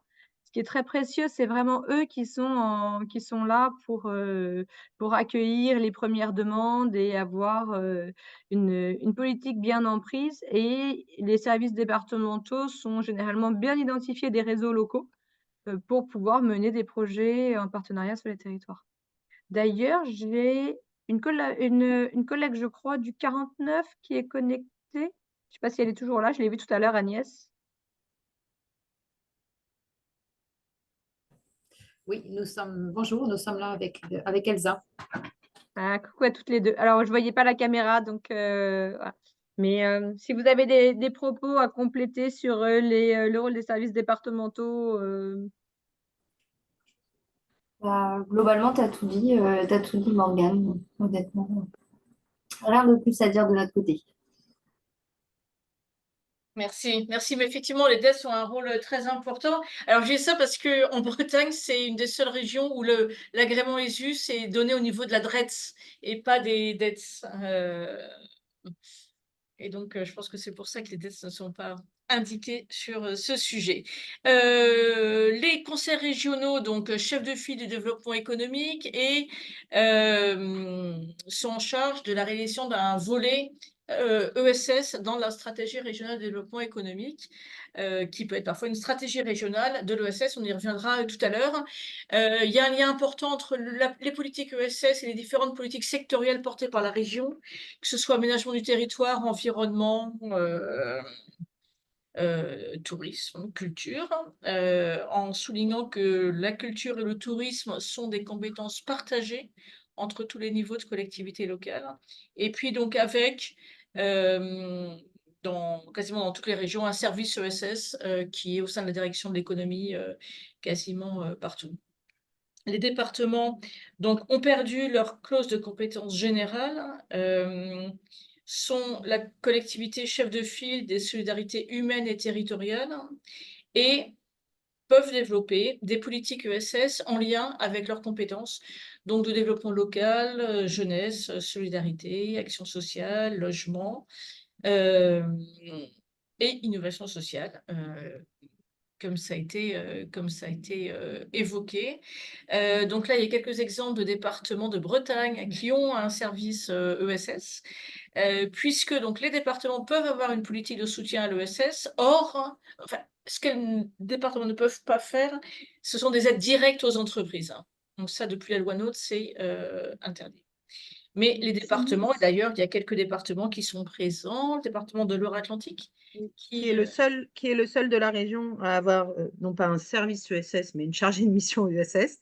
et être adhérent au RTES. Voilà.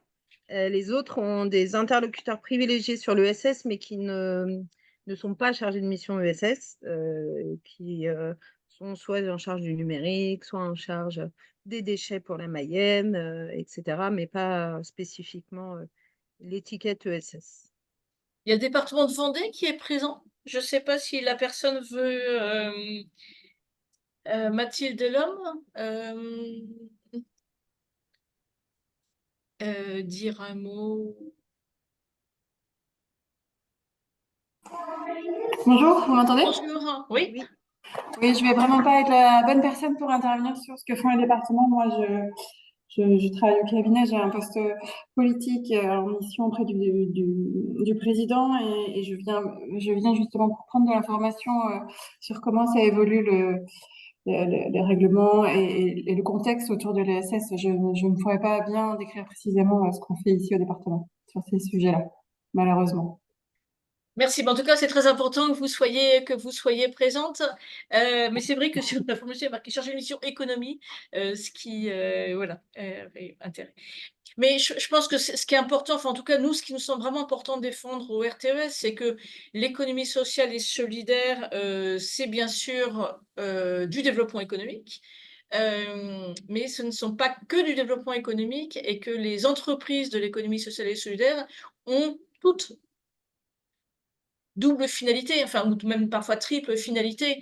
Une finalité économique, bien sûr, mais aussi une finalité sociale de développement des territoires, de développement humain, qui ne peut pas se réduire à la finalité économique. Et que c'est pour ça que les départements, en tant que responsables de solidarité humaine et territoriale, sont des acteurs extrêmement importants du soutien à l'ESS. Ce sont d'ailleurs les premiers financeurs, hein, de l'économie sociale et solidaire, de par le poids de l'action sociale au sein de l'ESS. Les EPCI sont également des acteurs très, très importants qui ont une compétence de développement économique et donc avec qui doivent s'inscrire dans le cadre de la stratégie régionale de développement économique. Au-delà de leurs compétences éco et ESS, il y a des politiques sectorielles qui sont très en lien avec l'économie sociale et solidaire, qui sont portées par les EPCI, donc les déchets, la force pour certains, l'aménagement du territoire, avec une présence importante d'acteurs de l'économie sociale et solidaire et des territoires, donc des EPCI, enfin des métropoles jusqu'aux EPCI, qui sont des soutiens très importants de l'ESS.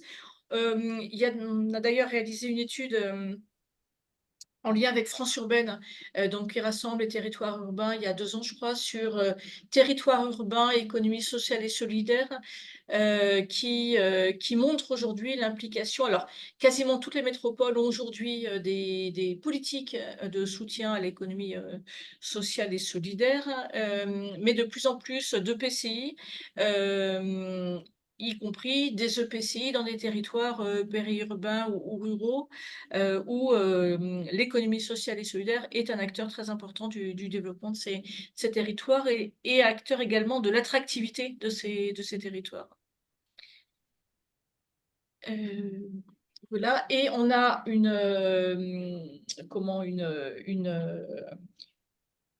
une compétence, enfin un levier d'action qui est transversal à l'ensemble de ces collectivités, c'est la commande publique et la commande publique responsable, les achats socialement et écologiquement responsables qui concernent tous ces niveaux de collectivité. Donc on voit que tous les niveaux de collectivité sont concernés par l'économie sociale et solidaire et ont des compétences qui croisent les actions de l'ESS. Un point important dans la loi, c'est le fait que la loi inscrit le principe de co-construction des politiques publiques dans la loi. C'est un point, alors aujourd'hui, tout le monde parle de co-construction. Je vous assure qu'en 2014, c'était un terme qui était très peu utilisé et qui a fait ricaner beaucoup de personnes. On voit dans les débats à l'Assemblée nationale, par exemple, des députés sur la co-construction. Comme étant un nouveau terme, mais en tout cas, ça a été inscrit dans la loi. Je vais laisser la parole alors sur la stratégie régionale, à la région. Je ne sais pas si c'est Apolline. Oui, c'est moi. Oui, qui intervient. Bonjour. Bonjour. Pour présenter à l'échelle de la région Pays de la Loire, la SRES. Parfait. Du coup, oui, donc moi, c'est Apolline Malène, chargée de projet économie sociale et solidaire à la région. En effet, tout à l'heure, je n'ai pas réagi en particulier sur les PTCE parce que pour moi, dans les points d'appui de la loi pour les collectivités, finalement, il y en avait beaucoup. Beaucoup de points de cette loi sur laquelle la région s'appuie et notamment sur laquelle la région, je pense, est appuyée pour rédiger aussi cette SRES. Aujourd'hui, du coup, la stratégie régionale de l'ESS, elle a été votée en 2022 et elle nous donne des objectifs jusqu'en 2028, du coup. Et elle a été, du coup, co-signée par l'État et la Banque des territoires. Donc là, on était aussi sur de la co-construction avec implication des acteurs locaux, CRES, réseaux départementaux et autres, pour sa rédaction. Cette SRES, elle se donne 2 objectifs. Le premier, c'est de conforter les modèles d'entrepreneuriat de l'économie sociale et solidaire. Et le deuxième objectif qu'elle se donne, c'est plus d'affirmer aux acteurs de l'ESS le soutien que la région et les pilotes portent au modèle de l'ESS. Et voilà, bien appuyer sur le fait que l'ESS soit une économie extrêmement bénéfique pour la région et prennent leur sens à l'échelle régionale, en créant des emplois non délocalisables, en étant une économie de territoire et qui répond aux enjeux sociaux et environnementaux d'aujourd'hui. La SRES, elle est fondée sur 2 axes qui sont accompagner l'émergence et la pérennité des projets économiques de l'ESS et créer un réseau d'accompagnement maillé et élargi en soutien aux projets. Ça peut paraître assez flou et je ne rentrerai pas forcément dans les détails de la SRES, mais on vous la mettra je vous la mettrai après dans le chat pour que vous puissiez en avoir les détails. Mais pour moi, ce qu'il faut en retenir, c'est que cette SRES, elle a pour objectif de nous donner un cap à nous en tant que pilotes pour atteindre les objectifs qu'on s'est donnés en termes d'accompagnement de l'ESS en Pays de la Loire. Elle a aussi vocation à être plus large et elle s'adresse à tous les acteurs qui gravitent autour de l'ESS pour qu'ils puissent s'en emparer et finalement participer à répondre aux enjeux de l'ESS sur le territoire. Et du coup, pour les collectivités, aujourd'hui, comment les collectivités peuvent s'emparer de la SRES? Il y a plusieurs moyens que la SRES finalement serve à toutes les collectivités. Déjà, le fait de connaître cette SRES, ça donne une vision assez large de ce qu'est l'ESS sur le territoire, des dispositifs qui existent, des acteurs qui agissent pour l'ESS en Pays de la Loire. Ça reste un document politique, mais voilà, qui reflète quand même pas mal le dynamisme du territoire. Le fait de...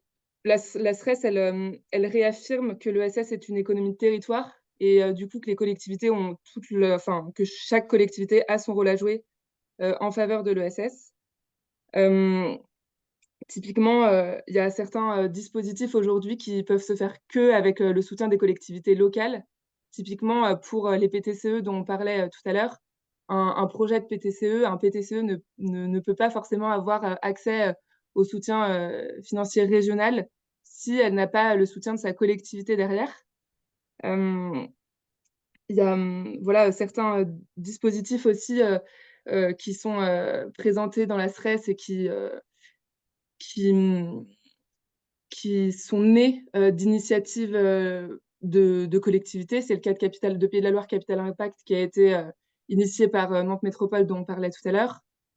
Et puis, il y a d'autres dispositifs qui ont besoin du soutien, enfin qui ont besoin, en tout cas qui sont renforcés par le soutien de collectivités locales pour soutenir le plus de projets sur les territoires. C'est le cas de Pays de la Loire Entrepreneurs Engagés, qui est aussi un outil du coup de France Active. Voilà, il y en a plein d'autres. En tout cas, la SRES peut être un vrai support pour affirmer le rôle que vos collectivités ont à jouer auprès des acteurs de l'ESS, voilà, que ce soit auprès de vos élus, auprès d'agents, etc. Voilà. La SRES est avant tout un support aussi pour se donner un cap de soutien à l'ESS. Et voilà, cette SRES, je pense, réaffirme aussi que la région, en tout cas, est disponible pour travailler et échanger avec les collectivités sur ce qu'elles peuvent faire ensemble en faveur de l'ESS. Donc voilà ce que je peux dire à peu près là-dessus. Je ne sais pas, Morgane, si tu aurais des choses à rajouter. Non, tu as dit quand même l'essentiel. Après, évidemment, si vous avez des questions, on est là.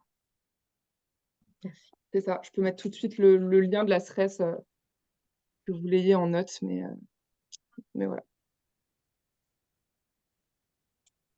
Peut-être un mot sur la conférence régionale.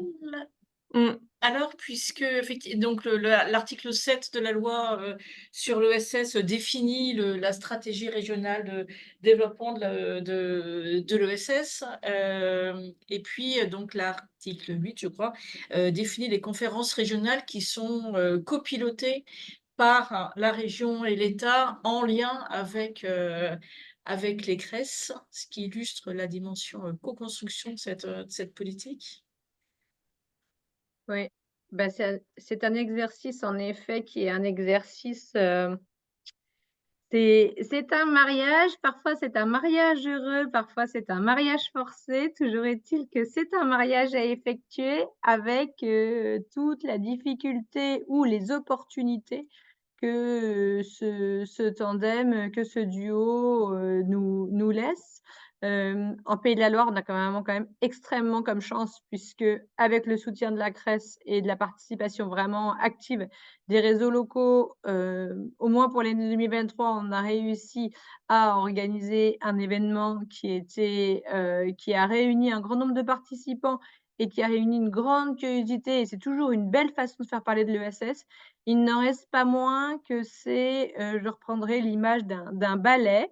Ça peut être un peu un exercice parfois d'équilibriste au regard des personnalités qui portent cette conférence et de l'appui politique que l'on a ou parfois dont on manque. Et c'est un sujet qui va être revu avec notamment le PECI, donc l'équipe à Bercy, qui suit l'ESS parce que peut-être que de reproduire cet exercice tous les 2 ans, on se réinterroge sur cette opportunité-là, parce que parfois 2 ans, ça revient vite. On a quand même de multiples occasions de se voir et d'avoir des manifestations ESS. Et à la fois, c'est toujours aussi l'occasion de faire le bilan de ce qui est produit sur le territoire, de donner à voir. Voilà, donc peut-être que ça doit prendre une forme moins contraignante, mais néanmoins une opportunité à maintenir. En tout cas, c'est un point qui est levé comme étant une réflexion à avoir collectivement.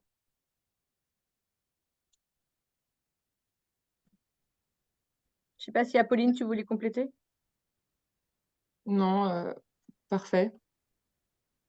Après, Vous voyez un peu, il marche bien notre binôme, on complète bien.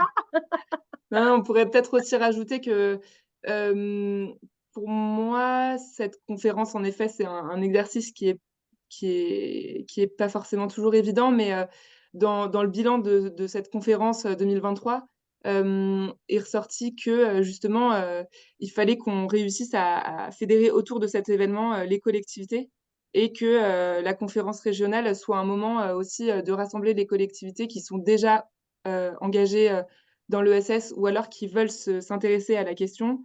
Et du coup, pour la conférence de l'année prochaine, je pense que ça sera voilà, un des sujets qui sera abordé.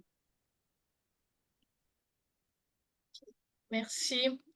Merci beaucoup. C'est vrai que ces conférences en Pays de la Loire donnent l'impression, enfin en tout cas, vu d'un peu extérieur, d'être voilà, de bien se passer.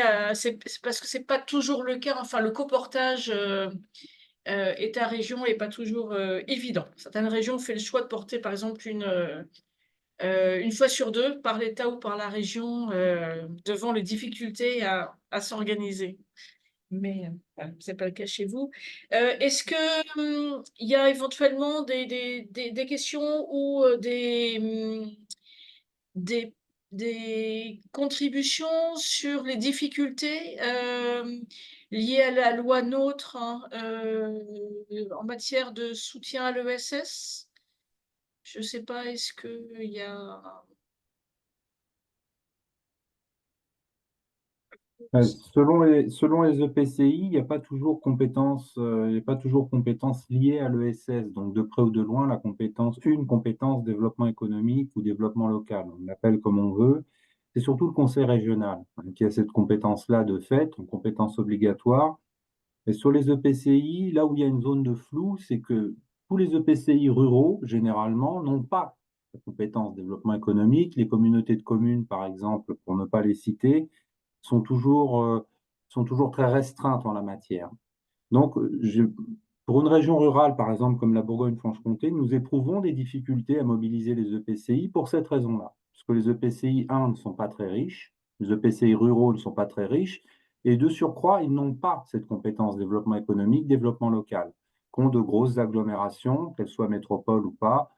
On peut avoir une communauté d'agglomération assez bien lotie qui a une compétence optionnelle, le développement économique ou ESS, et des métropoles, des petites métropoles, comme la métropole dijonnaise d'ailleurs, qui est bien une métropole de la loi MAPTAM, pardon, qui a aussi une empreinte dans le développement économique, mais qui ne peut pas toujours jouer ce rôle, aux côtés d'autres acteurs comme la région et le département. Donc ça, je pense que l'articulation des échelles d'intervention d'un EPCI à une collectivité comme le département, par exemple, ou la région, c'est quelque chose qui est très important. Et je me demande, moi, s'il y a déjà eu des réflexions à ce sujet, loin de vouloir refaire la loi NOTRe ou de vouloir critiquer les textes de loi, je me pose quand même la question de la position que pourraient tenir certaines collectivités locales dans l'ESS alors qu'elles n'en ont soit pas les compétences, soit pas les moyens. Voilà, je pense que c'est quand même très important. Des élus locaux ont pris la parole en la matière. Il y a, bah oui, nous, on aimerait bien en faire de l'ESS, mais on ne peut pas, soit parce qu'on n'a pas la compétence requise, soit parce que ça coûte cher. Voilà. Alors que ça peut, entre nous, ne pas forcément coûter très cher, mais parce qu'aussi, il n'y a pas forcément beaucoup de moyens débloquables. Est-ce qu'il y a eu des réflexions là-dessus au sein du RTES, peut-être, ou au sein d'autres acteurs nationaux comme ESS France ou autres? C'est vraiment une question qui est cruciale dans l'articulation que nous devons faire d'ailleurs dans les conférences ESS, associant aussi les collectivités locales. J'ai une intervention de Maëlle. Je ne sais pas ce titre. Oui, un petit peu dans la logique, et puis c'est vrai que le sujet de l'articulation, en fait, on le voit bien des différents échelons et est important sur la question des compétences, sur la question de qui fait quoi, comment on fait. Moi, je trouve qu'on a intérêt aussi à et c'est peut-être ma vision, enfin en tout cas le travail avec les écosolistes qui me permettent de vous dire ça aujourd'hui, c'est de se dire, en fait, au-delà des compétences de chacun et chacune, c'est comment sont traités les projets en termes de bassin de vie.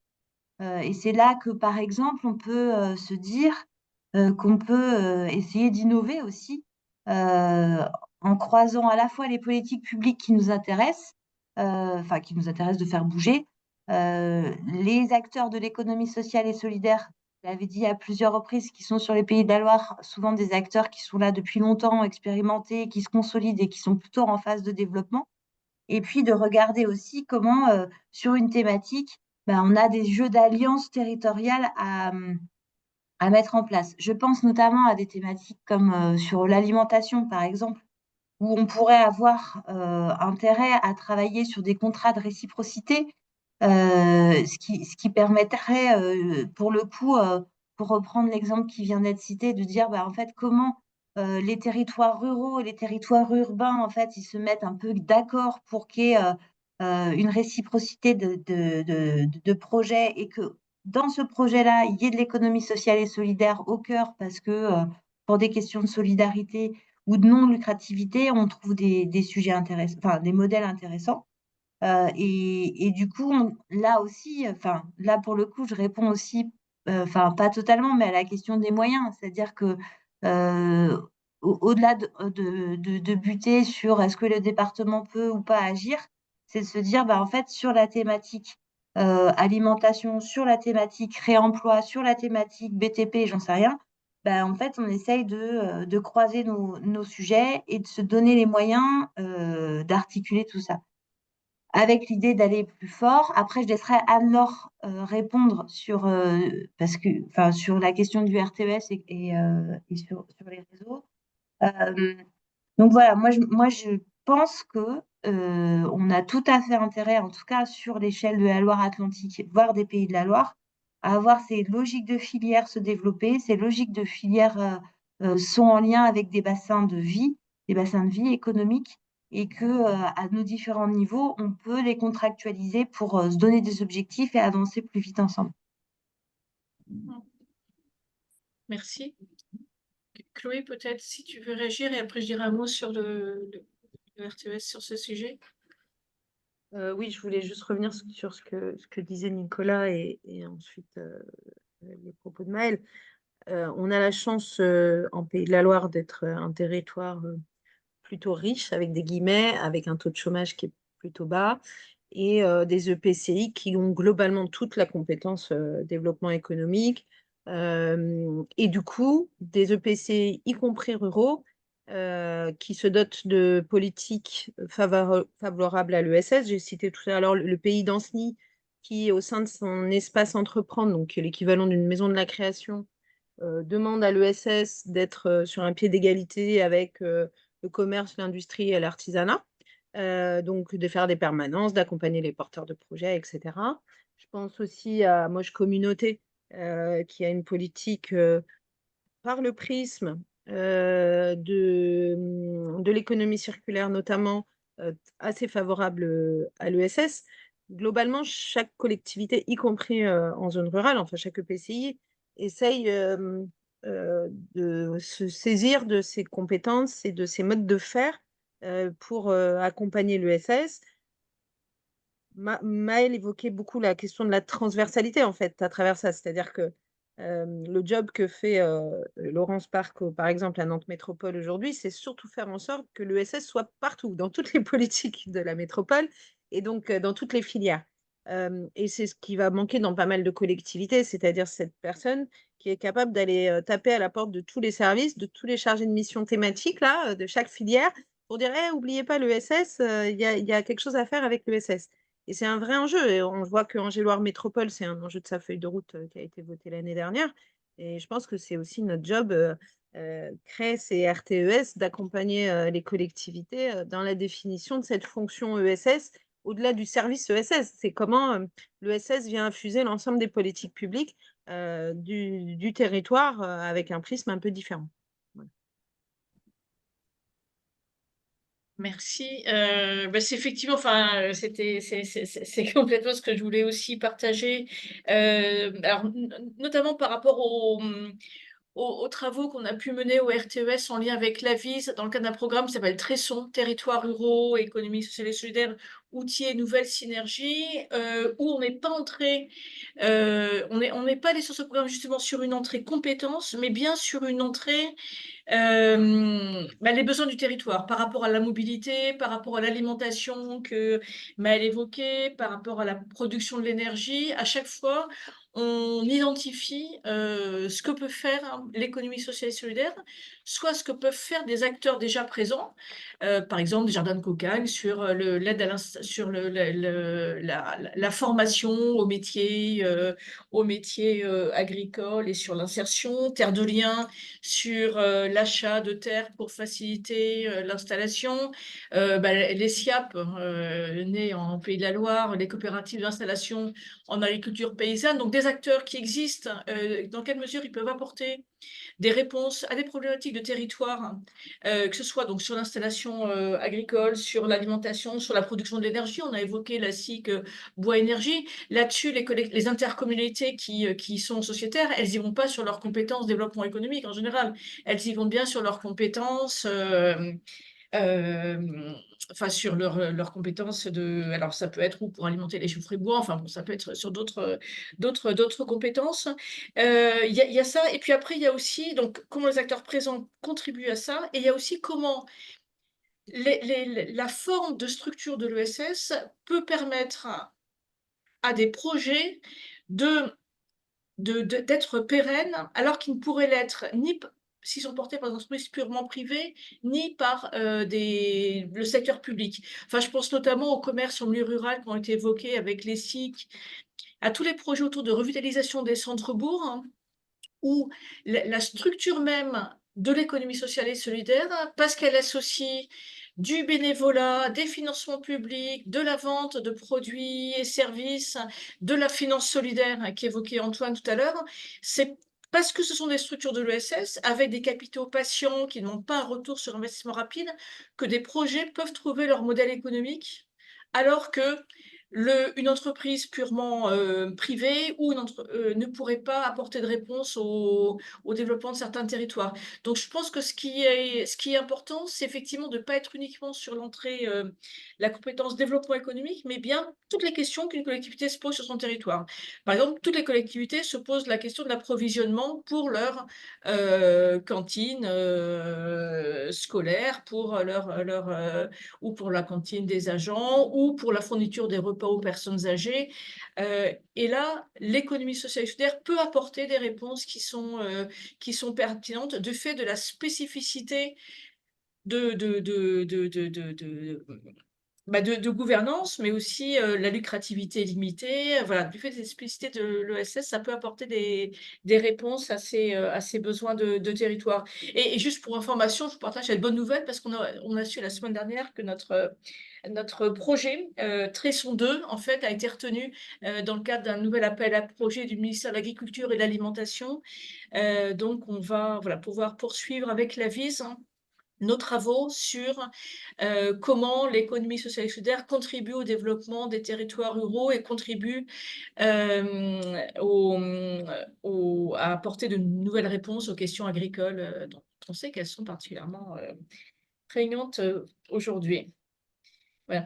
Et juste sur la question de l'articulation entre collectivités, c'est effectivement un point qui est fondamental. Et les départements ont aussi un rôle important de soutien aux EPCI rurales, enfin aux EPCI en territoire rural, parce que les départements ont l'ingénierie que les petites collectivités n'ont pas forcément. Et donc, comment cette ingénierie peut être mise à disposition d'Interco et favoriser le développement de l'ESS. On a des exemples intéressants où des départements organisent des visites autour d'épiceries qui se sont créées en SIC dans certains territoires pour montrer que c'est possible, pour montrer comment faire. Voilà, les départements sont sans aucun doute en matière d'ingénierie aux petites intercos un acteur important.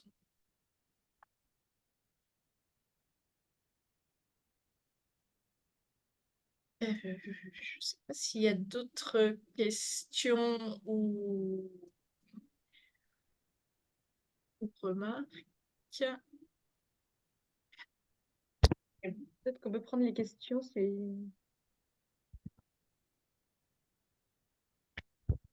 J'ai cru entendre quelqu'un, là. Oui, je proposais qu'on puisse prendre les questions au regard de notre horaire.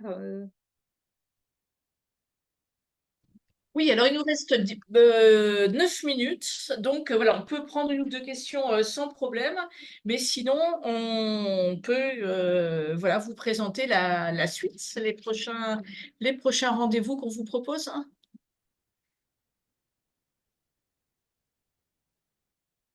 Je...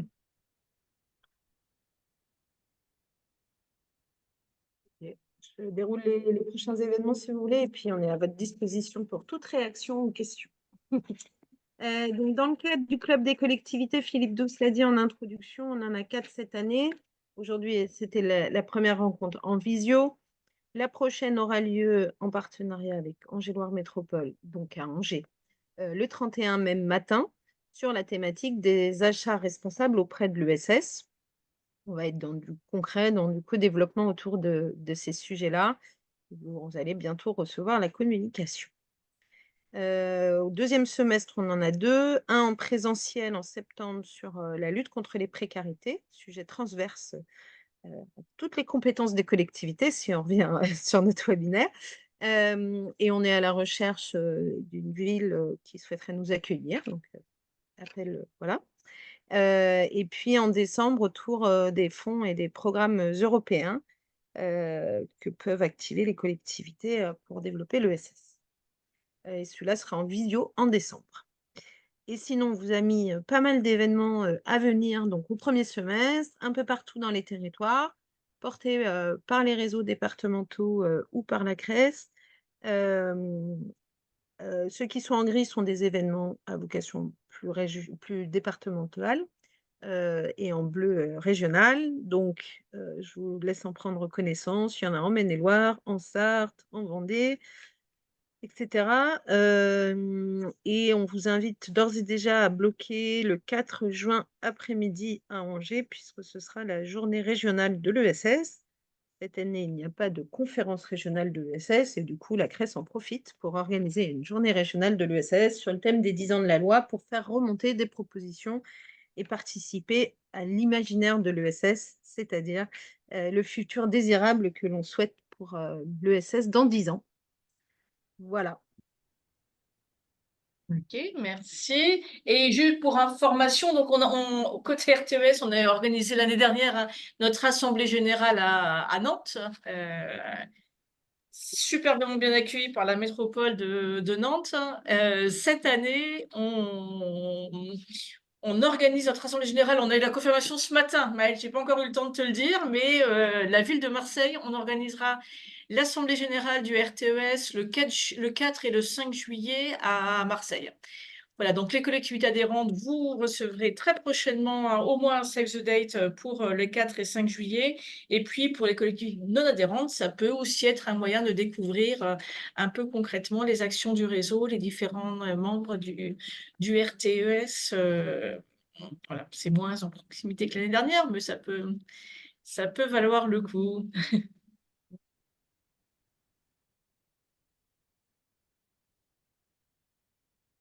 Antoine, fais de la pub. Tu peux le dire à l'oral aussi. On peut le rajouter si tu veux.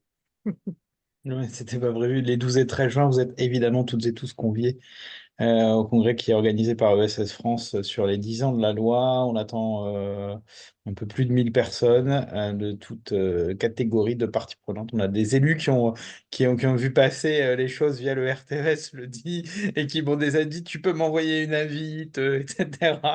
Donc voilà, n'hésitez pas, ce sera un moment qu'on va essayer de rendre le plus sympathique et tourné vers l'avenir et en s'imprégnant notamment de tous les rendez-vous qui auront lieu avant et après aussi pour lui donner suite autour de la logique imaginaire de l'ESS. Donc voilà, n'hésitez pas à noter la date. Ouais, en tout cas, 2024 sera une année riche en événements et production autour de l'économie sociale et solidaire. «